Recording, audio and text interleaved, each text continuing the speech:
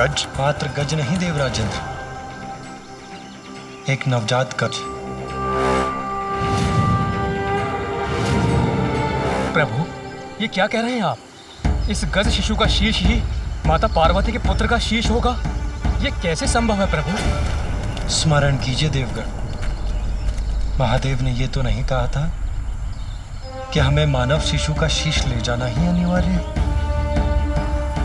महादेव के कथन के अनुसार सर्वप्रथम जो भी नवजात शिशु दक्षिण दिशा की ओर मुख करके लेटा अथवा बैठा हो, उस शिशु का शीश लेकर जाना है हमें।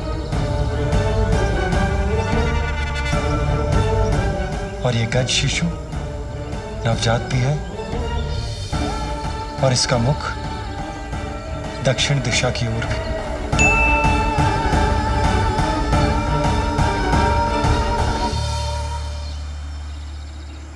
विष्णुदेव, ये गजमाता भी तो माँ है।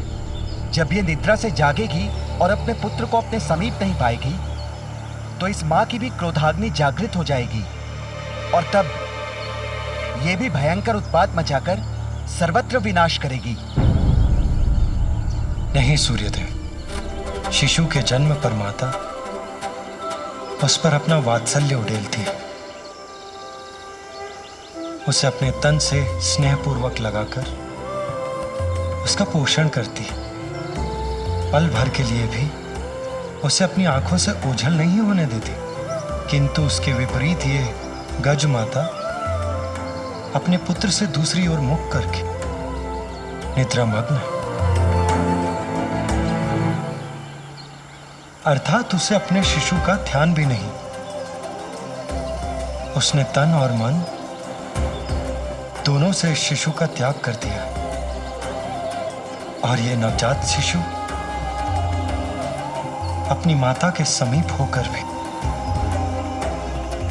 इस संसार में सर्वथा एकाकी है। इसे एक मां की आवश्यकता है।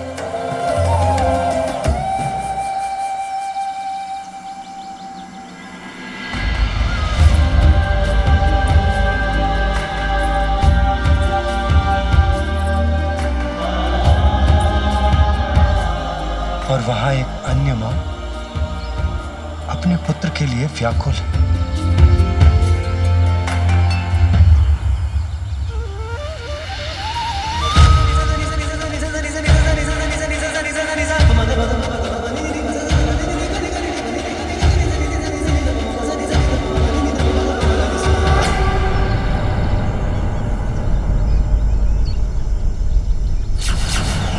इसके प्राणांत के बाद ये गज शावक मेरे धाम में स्थान पाएगा।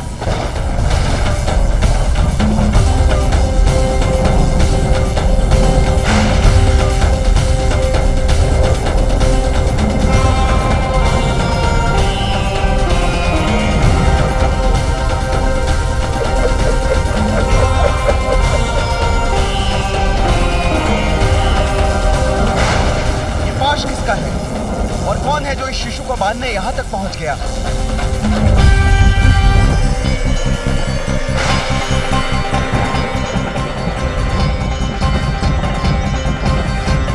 विष्णुदेव, देवराज और सभी देवगणों को मेरा प्रणाम।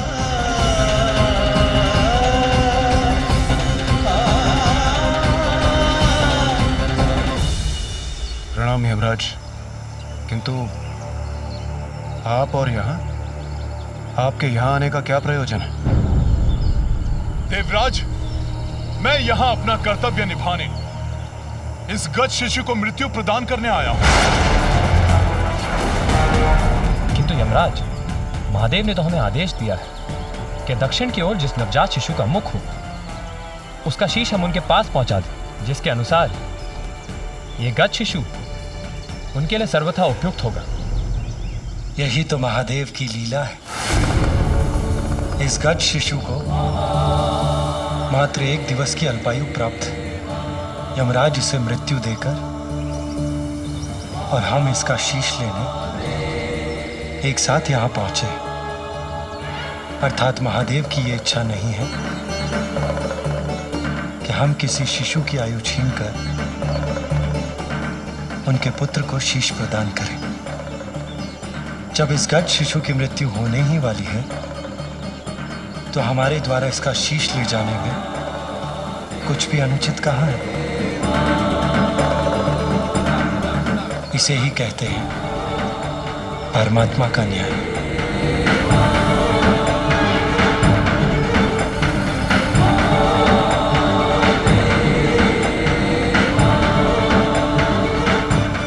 हे श्री हरि, आपके द्वारा इस गज शिशु के शीश को ले जाने के पूर्व मुझे इसके प्राण ले जाने की अनुमति प्रदान करें।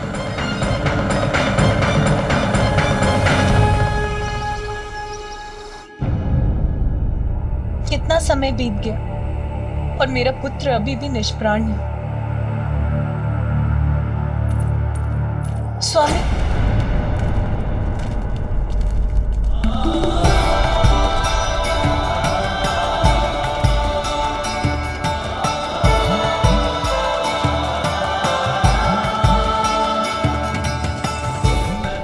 श्री हरि और देवगण लौट रहे हैं, अर्थात उनकी यात्रा सफल हुई। अब पुनः पा सकूंगी मैं अपने पुत्र को।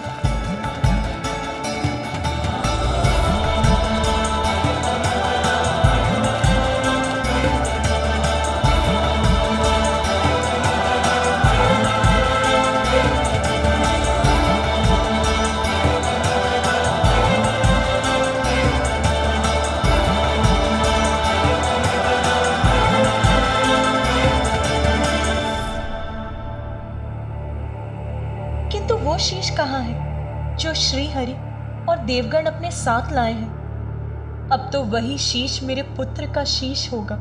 आपके आदेशानुसार हम ले आए एक शीश।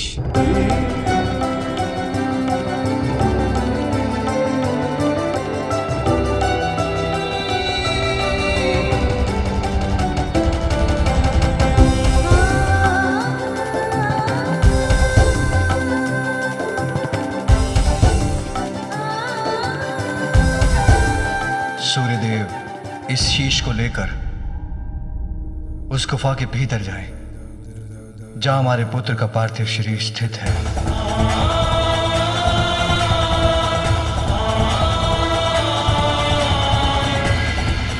जो आज्ञा प्रभु।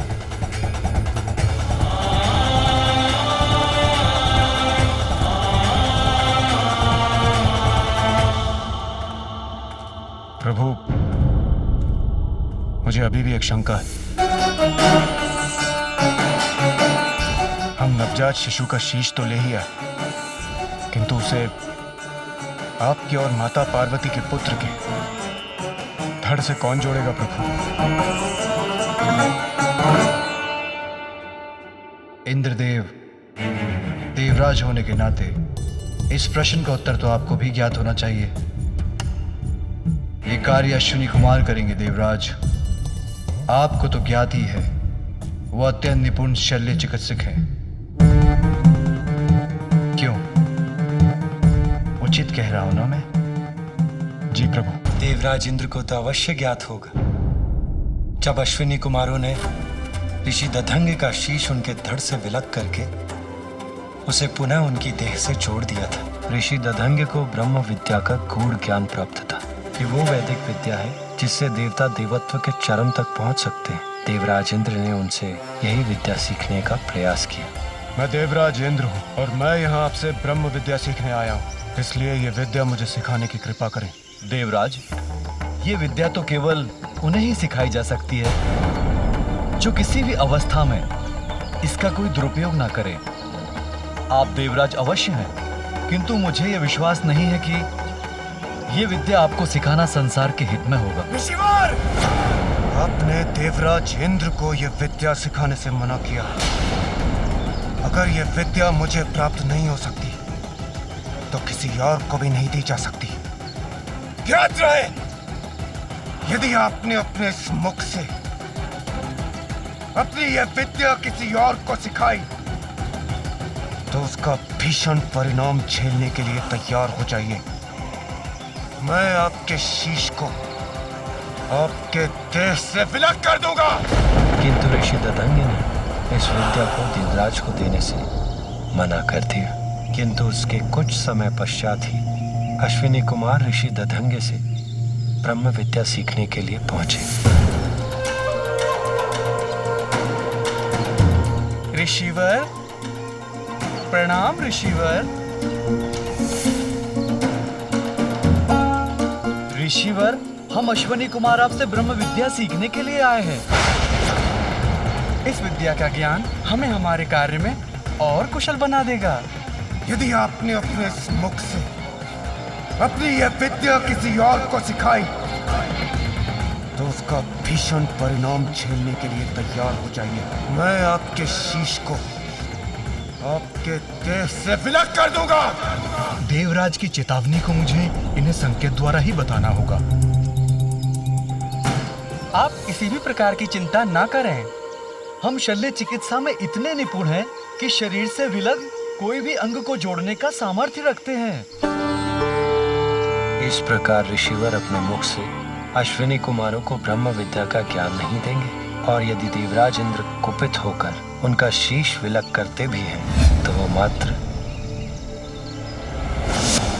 किंतु देवराज इंद्र को इसकी सूचना प्राप्त हो गई और वो इससे अत्यंत कुपित हो उठे कि उनकी चेतावनी के बाद भी ऋषि दधंगे ने अश्विनी कुमारों को ब्रह्म विद्या सिखाने का साहस किया। ऋषि दधंगे!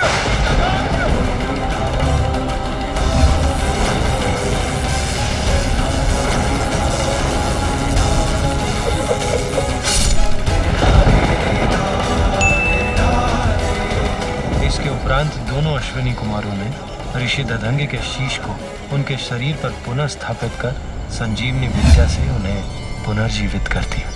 आप दोनों का कल्याण हो। आप दोनों ने मात्र मेरे जीवन की रक्षा नहीं की, अपितु मेरे धर्म को भंग होने से भी रक्षित किया है। एक गुरु होने के कारण आप दोनों जैसे योग्य शिष्यों को धर्म का ज्ञान देना मेरा धर्म था। यदि देवराज इंद्र के भय से मैं आपको ये ज्ञान दिए बिना लौटा देता, मेरे गुरु होने का धर्म खंडित होता। शल्य चिकित्सा में पारंगत और संजीवनी विद्या के ज्ञाता भी हैं अश्विनी कुमार, इसलिए बालक के शीश को उसके धड़ से जोड़ने के लिए उनका बुलाया जाना स्वाभाविक है और उपयुक्त भी। बालक के शीश को उसके धड़ से जोड़कर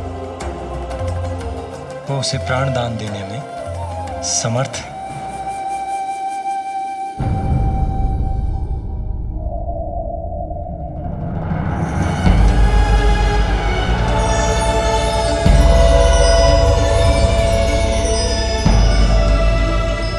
प्रणाम त्रिदेव।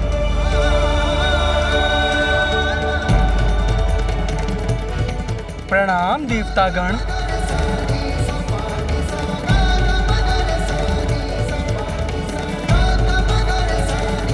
अश्विनी कुमार, मेरे कहने पर विष्णुदेव, इंद्रदेव एवं अन्य देव एक नवजात शिशु का शीश लेकर आए हैं। आप औषधियों के देवता हैं, इसीलिए आप ही मेरे पुत्र के तन से इस शीश को जोड़ने में सक्षम हैं। ये हमारा सौभाग्य होगा महादेव। अब आप अपना कार्य आरंभ करें।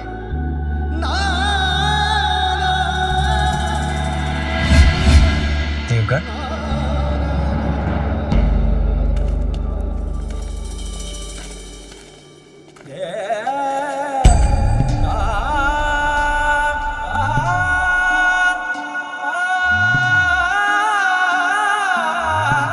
निश्चिंत रहो पार्वती, कुछ ही समय में तुम्हारा पुत्र पुनः तुम्हारे साथ होगा।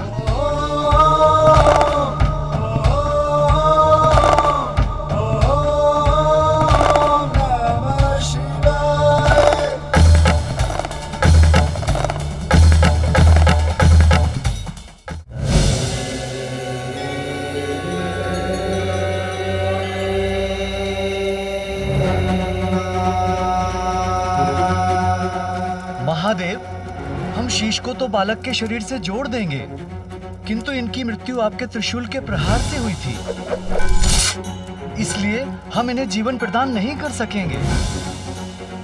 इन्हें प्राण देकर पुनर्जीवित तो आप ही कर सकते हैं प्रभु।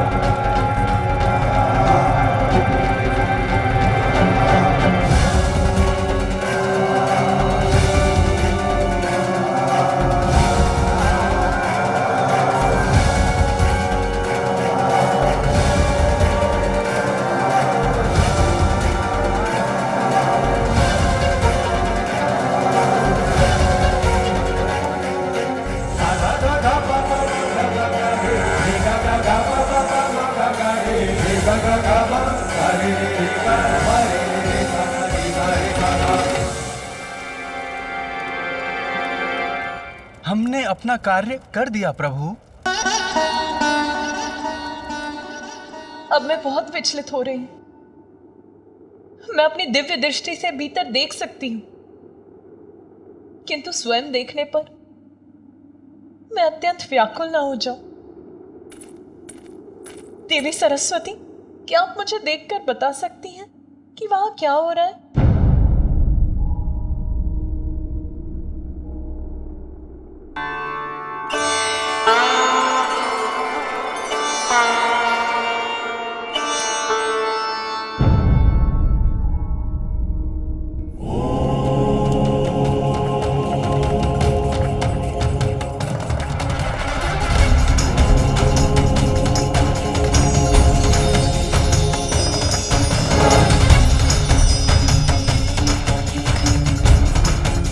देवी पार्वती, महादेव आपके पुत्र को प्राण दे रहे हैं।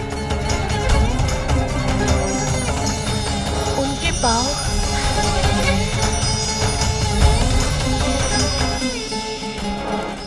और अब उनका उदर जीवन से स्पंदित हो रहा है।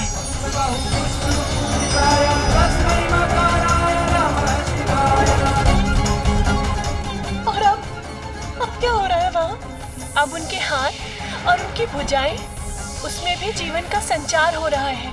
और बताइए ना, अब क्या हो रहा है वहाँ? और अब उनकी ग्रीवा क्रियाशील हो रही है।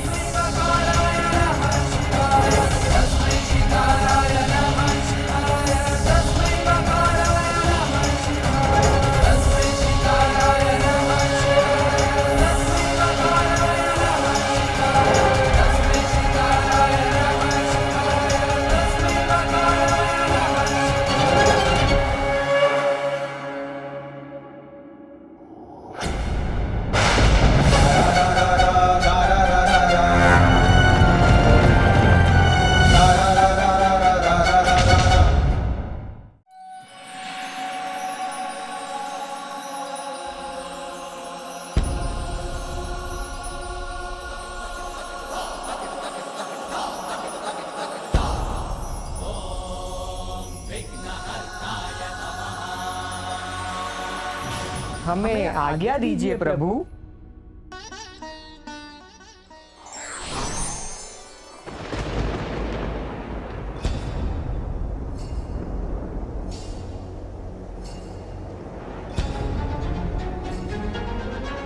ज्ञात नहीं पार्वती की क्या प्रतिक्रिया होगी जब वो अपने पुत्र को इस नवीन शीश के साथ देखेगी।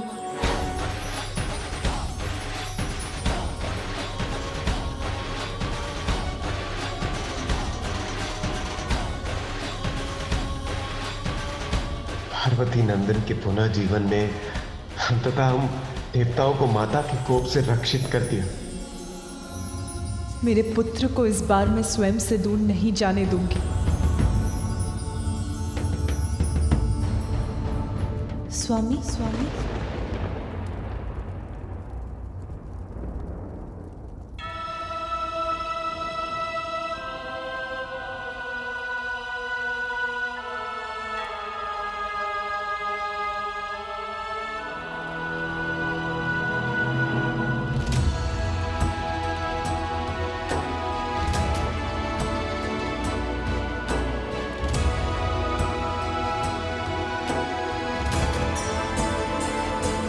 आशा करता हूं कि देवी पार्वती की पीड़ा समाप्त हो जाएगी।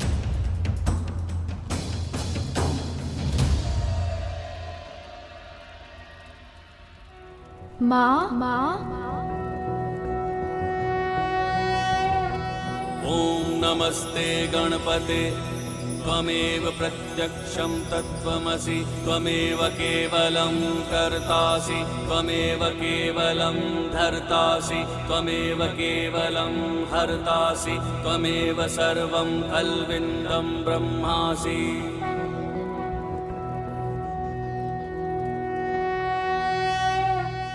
पुत्र, पुत्र,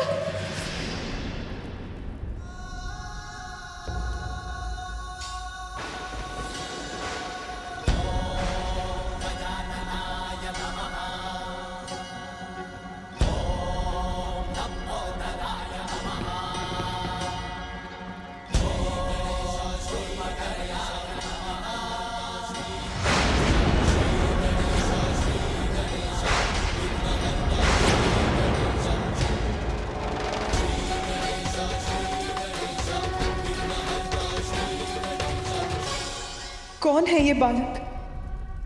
माँ।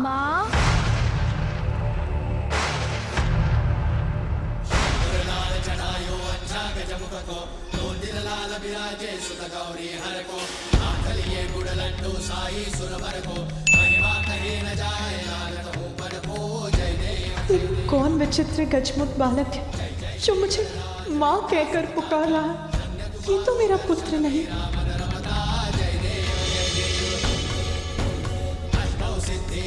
संकट को भैरी विघ्न विनाशन मंगल मूर्त अधिकारी कोटि सूर्य प्रकाश ऐसी छवि तेरी गंडस्थल मल मस्तक झूले शशि बिहारी जय देव जय देव। मेरे पुत्र का सुंदर मुखड़ा तो मेरे हृदय में बसा है, जिसे मैंने ही अपनी कल्पना से बनाया था। फिर ये बालक कौन है?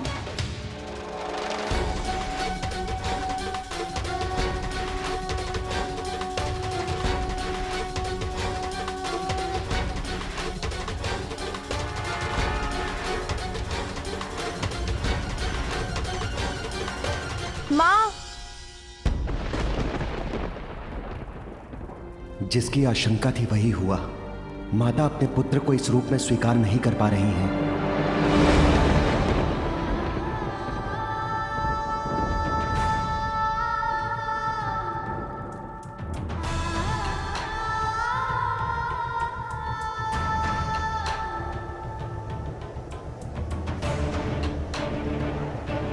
देवी पार्वती इस प्रकार लौट क्यों गई? क्या हो गया है उन्हें?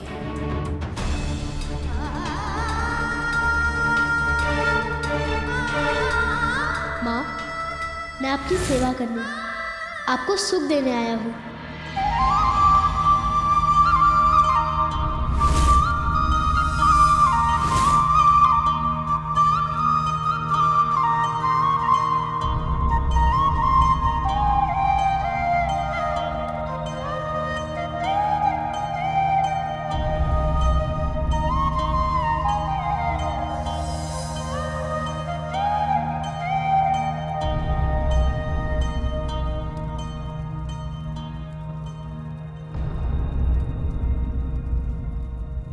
स्वामी,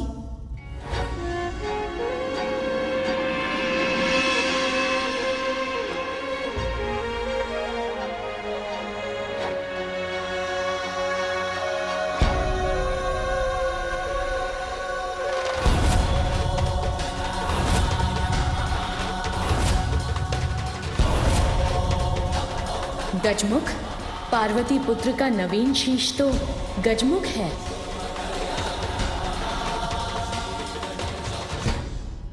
नहीं नहीं, ये अवश्य स्वामी की कोई लीला है।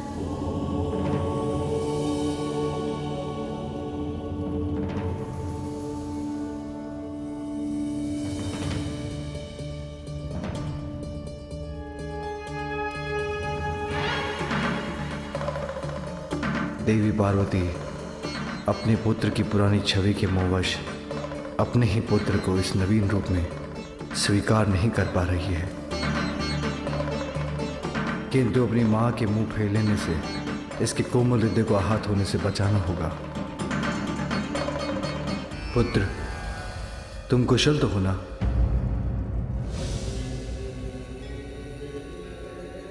आप? अब तुम्हारी उद्दंडता की अति हो चुकी है। मैंने तो तभी कह दिया था कि मैं किसी भी अवस्था में आपको इस रेखा के आगे नहीं जाने दूंगा। आपको तो मैंने भीतर जाने से रोकने के लिए आपसे युद्ध किया था ना? माँ का आदेश था कोई भीतर नहीं जाना चाहिए और मैंने उन्हें वचन दिया था। मैं स्नान करने जा रही हूँ, स्मरण रहे किसी को भी भीतर मत आने देना। मैं वचन देता हूँ माँ, किसी को भी भीतर आने नहीं दूंगा।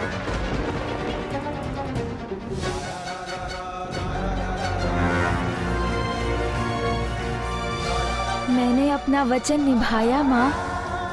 मैंने इन सभी को बहुत समझाया, किंतु ये तो अपने हठ पर अड़े थे। मैंने जो रेखा खींची थी उसे पार कर भीतर जाने के इन्होंने अनेकों प्रयास किए, किंतु मैंने किसी को भी भीतर जाने नहीं दिया।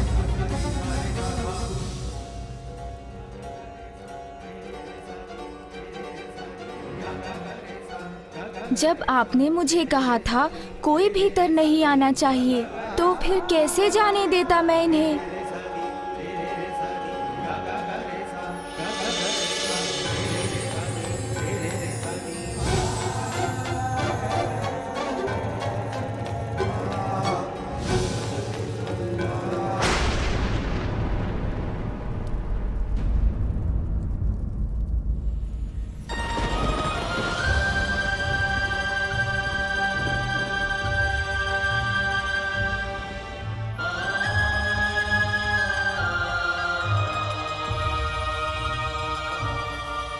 कैसे मान लूं कि यही बालक मेरा वो पुत्र जिसे मैं स्नान के पूर्व बाहर छोड़कर गई थी।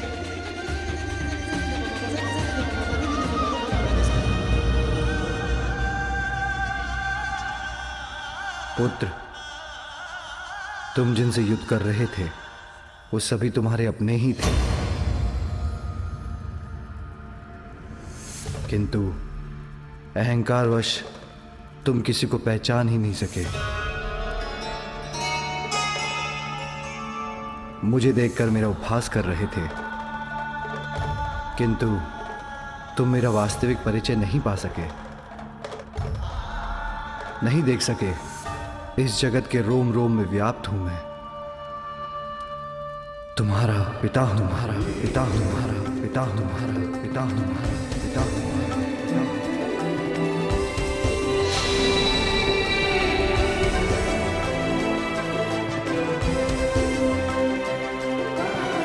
मेरे पिता? आप हैं मेरे पिता? पिता, संपूर्ण जगत मुझे जगत पिता कहकर पुकारता है, किंतु इस बालक के मुख से पिता पुकारा जाना तो मेरे लिए भी कितना सुखदायी है।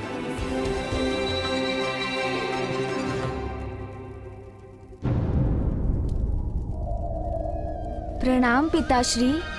आयुष्मान भव।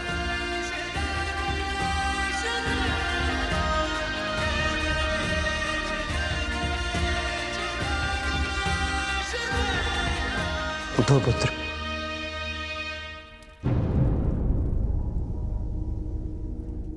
आप ही मेरे पिता हैं कि आपने मुझे तब क्यों नहीं बताया पिताश्री? पुत्र, तुमने मुझे कुछ कहने का अवसर दिया ही कहा। अपनी माँ के प्रति तुम्हारी भक्ति देखकर मैं बहुत प्रसन्न हूँ, किंतु मैं तुम्हारी माँ का बस बस बस। तब तो तुमने मुझे अनसुना कर मेरा अपमान किया।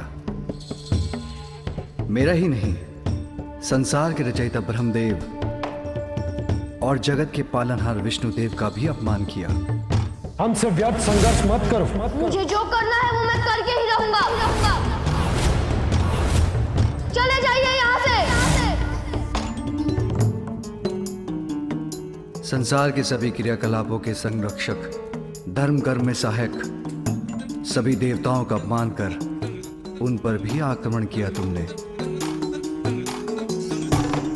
इंद्रदेव, वायुदेव, अग्निदेव, कुबेर, वरुण देव, सूर्यदेव, यमराज, नागराज, वासुकी, इन सभी पर अपनी माता से प्राप्त शक्ति का दुरुपयोग किया तुमने।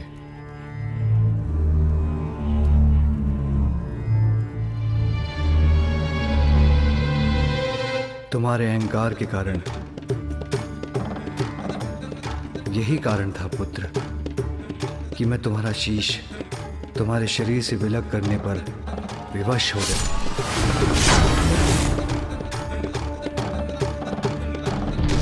और अब तुम्हें एक नवीन शीश प्राप्त हुआ है। नवीन शीश अर्थात मेरे अहंकार के कारण मैंने सभी को कठिनाई में डाल दिया और पिताश्री को मुझे एक नवीन शीश देना पड़ा।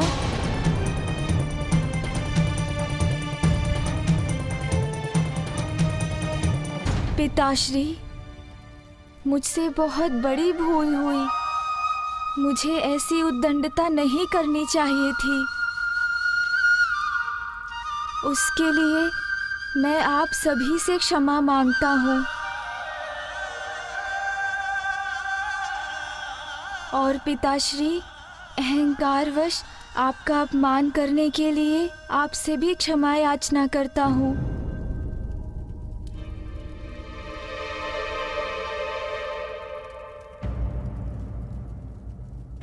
तो क्या इसलिए माँ मुझसे इतनी कुपित है? माँ की दी हुई शक्ति से पिताश्री के मान को ठेस पहुँचाने की उद्दंडता जो कर बैठा। किंतु माँ देखिए ना, अब तो मैं उद्दंड भी नहीं रहा। अपना अहंकार भी त्याग दिया मैंने और जो भूल मैंने की उसके लिए सभी से क्षमा याचना भी कर ली। अब आप भी मुझे क्षमा।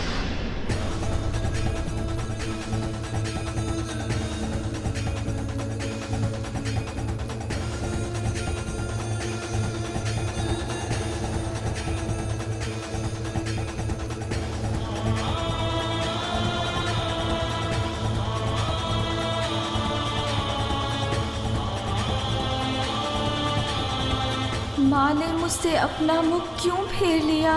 वो मुड़कर लौट क्यों रही है? प्रतीत होता है मुझे अभी भी क्षमा नहीं किया माँ ने। वो तो मुझसे अब भी क्रोधित हैं। इस बालक को तो माता पार्वती ने अस्वीकार कर दिया, किंतु इसमें उनका भी क्या दोष? प्रश्न तो ये उठता है, क्या इस गजमुखी बालक का किसी भी माता द्वारा स्वीकार किया जाना संभव है? असंभव। अभी उनके पास जाकर उन्हें मनाऊंगा तो माँ अवश्य मान जाएंगी। बहुत स्नेह करती है मुझसे, तो अधिक समय तक क्रोधित नहीं रह सकेंगी वो। तुम अपनी माँ के पास जाना चाहते हो ना पुत्र? जी पिताश्री। अवश्य जाना, किंतु उसके पूर्व एक बार अपने नवीन शीश के दर्शन तो कर लो। पिताश्री उचित कहते हैं, मुझे अपने नवीन शीश को तो देख ही लेना चाहिए। आओ पुत्र।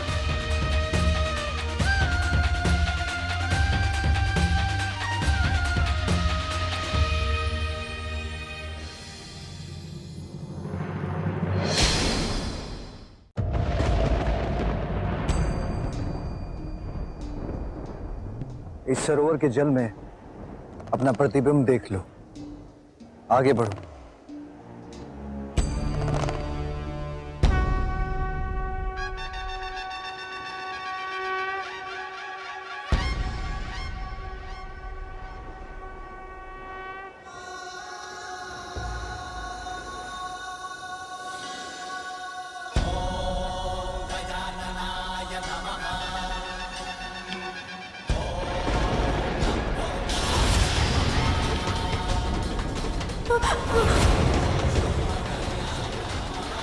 ये क्या हो गया?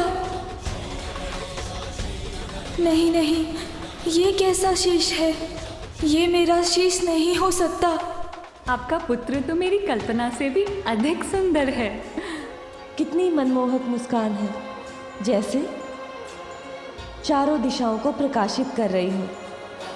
मेरे पास आओ, मैं तुम्हें संसार का सबसे सुंदर बालक बना दूंगी। मेरे पास आओ, मैं तुम्हें सृष्टि का समस्त ज्ञान दूंगी। ऐसा शीश कैसे हो सकता है मेरा?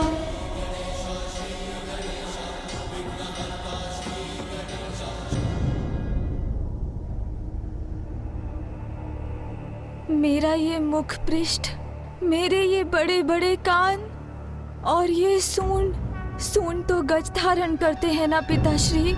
मेरा ये सुंदर शीश गज के शीश में कैसे परिवर्तित हो गया पिताश्री? पुत्र, मेरा त्रिशूल अहंकार का नाश करने में कोई भेद नहीं करता। तुम्हारे मस्तिष्क पर अहंकार हावी हो गया था। वस्त्र के स्थान पर पशु चर्म से अपना तन ढकते हैं। रहने के लिए कोई घर नहीं, नाम पूछो तो कहते हैं सभी नाम मेरे हैं।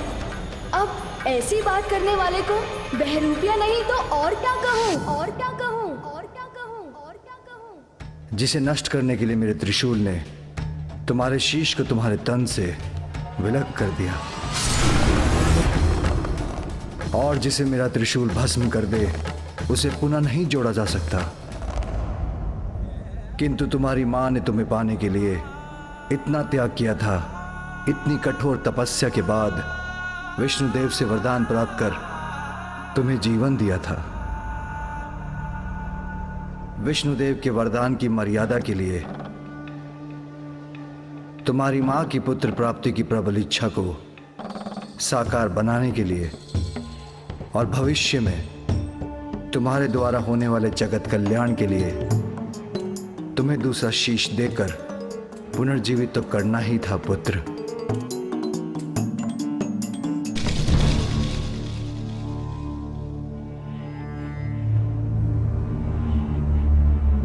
किंतु उसके लिए हमें गज शिशु का ही शीश प्राप्त हुआ। अपनी माँ के लिए तो मैं संसार का सबसे सुंदर बालक हूँ। ओह, समझ आया।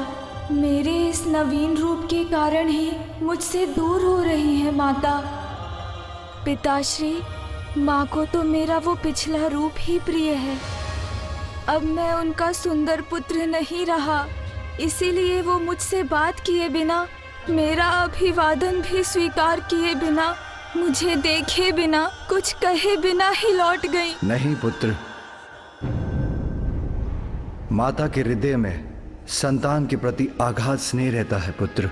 तुम्हारी माता भी अपने पुत्र से अपार प्रेम करती है, और तुम्हारे शीश में परिवर्तन होने के बाद भी तुम उनके वही पुत्र हो। विश्वास रखो, समय के साथ वो तुमसे पूर्व की अपेक्षा कहीं अधिक स्नेह करेंगी। वो तुम पर अपना संपूर्ण वात्सल्य उड़ेलेगी। अनंत काल तक तुम्हारा ये नवीन मुखी सदा के लिए उनके हृदय में वास करने वाला है पुत्र।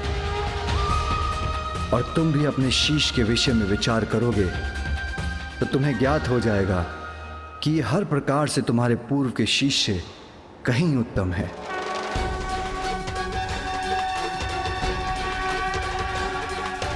उचित है पिताश्री, मैं अवश्य विचार करूंगा।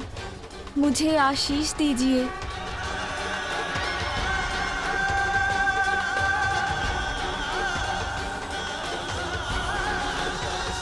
प्रणाम पिताश्री। आयुष्मान भव। पिताश्री, यदि आपकी अनुमति हो तो मैं अब जाकर माँ से मिल लूं? अवश्य। जीवन समर्पित है तुझको माता, सांस सांस अर्पित है। अब मुझे अपनी माता को मनाना ही होगा।